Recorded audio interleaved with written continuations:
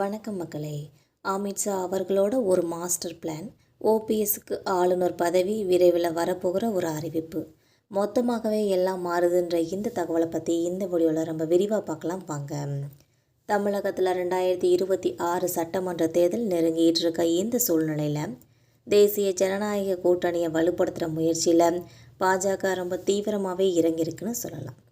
அதுலேயும் குறிப்பாக திமுகவை வீழ்த்தணும்னா அதிமுகவோட பிளவுபட்ட அணிகளை ஒன்றிணைக்கிறது தான் ஒரே வழின்னு சொல்லி பாஜகவோட கணக்கு தான் இப்போ இருக்குதுன்னே சொல்லலாம். கொங்கு மண்டலத்தோட பலமான வாக்கு வங்கியை வச்சிருக்க கொங்கு சமூகமும் தென் தமிழகத்தோட தேர்தல் வாக்கு அரசியலில் ஒரு முதுகெலும்பாக இருக்கிற முக்குளத்தோர் சமூகமும் கைகோர்த்தால் மட்டும்தான் வெற்றிங்கிறது சாத்தியங்கிறது பாஜக மேலிடம் நினைக்கிற ஒரு கருத்தாகவே இருக்குது.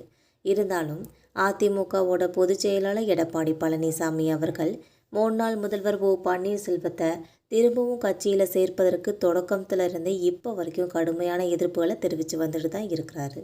இன்னொரு பக்கம் ஓபிஎஸ் அவர்கள் தனியாக புதிய கட்சி தொடங்கி டிடிவி தினகரனோடு சேர்ந்து கூட்டணி அமைக்கிறதுல ரொம்பவே ஆர்வம் காட்டலைன்னு சொல்கிறாங்க. இந்த அரசியல் முட்டுக்கட்டையை உடைக்கிறதுக்காக பாஜக ஒரு புதிய வியூகத்தை கையில் எடுத்திருக்கு. ஓபிஎஸ் அவர்களை கௌரவமான முறையில் அரசியலிருந்து வழி நடத்துறதுக்கு அவருக்கு ஒரு மாநிலத்தோட ஆளுநர் பதவியை கொடுக்கறதா பாஜக ஆலோசித்து வருவதாக தகவல்கள் இப்போ கிடச்சிருக்கு. இந்த தகவலை பற்றி பாஜக தேசிய செயற்குழு உறுப்பினர் ஒருத்தர் கொடுத்த பேட்டியில் ஓபிஎஸ் அவர்களை ஆளுநர் ஆக்குவதற்கு எடப்பாடி பழனிசாமியோட தரப்பில் எந்தவித தடையும் இருக்காது. இந்த நியமனம் ஓபிஎஸோட ஆதரவாளர்களுக்கும் அவங்களோட சகுமத்தினருக்கும் ஒரு திருப்தியை கொடுக்கும்னே சொல்கிறாங்க. இது தொடர்பான இறுதி முடிவை பிரதமர் மோடி தான் எடுப்பாங்கன்னு சொல்லி தெரிவிச்சிருக்காங்க.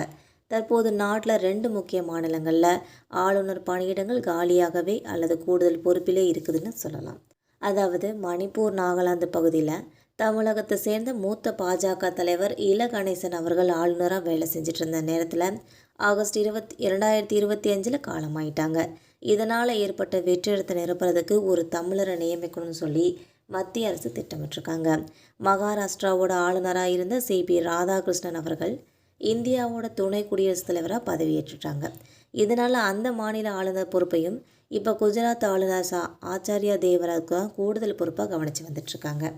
இந்த சூழலில் ஓபிஎஸ் அவர்களுக்கு மணிப்பூர் இல்லாட்டி மகாராஷ்டிரா இந்த மாநிலங்களில் ஒன்றில் ஆளுநர் பதவி வழங்கப்படலான்னு சொல்லி எதிர்பார்ப்பு அரசியல் வட்டாரங்களில் இப்போ இருக்குதுன்னே சொல்லலாம்.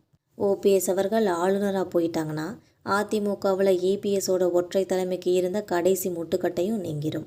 இதுக்கு மேற்கு மாவட்டங்களில் இபிஎஸ் அவர்கள் தன்னோட முழு கட்டுப்பாட்டையும் நிலைநிறுத்த உதவும்னு சொல்லி இதனால் தேர்தல் பணிகளில் ரொம்ப குழப்பமே இருக்காதுன்னு சொல்லி முடிவெடுத்திருக்காங்க. இந்த தகவல் உங்களுக்கு பயனுள்ளதாக அமைஞ்சா மறக்காமல் நம்ம சேனலை சப்ஸ்கிரைப் பண்ணி பெல் ஐக்கானை கிளிக் பண்ணி வச்சுக்கோங்க. அப்போ தான் நம்ம போகிற இந்த மாதிரியான தகவல்கள் உடனுக்குடன் நோட்டிஃபிகேஷனை வந்து சேரும். தேங்க்யூ.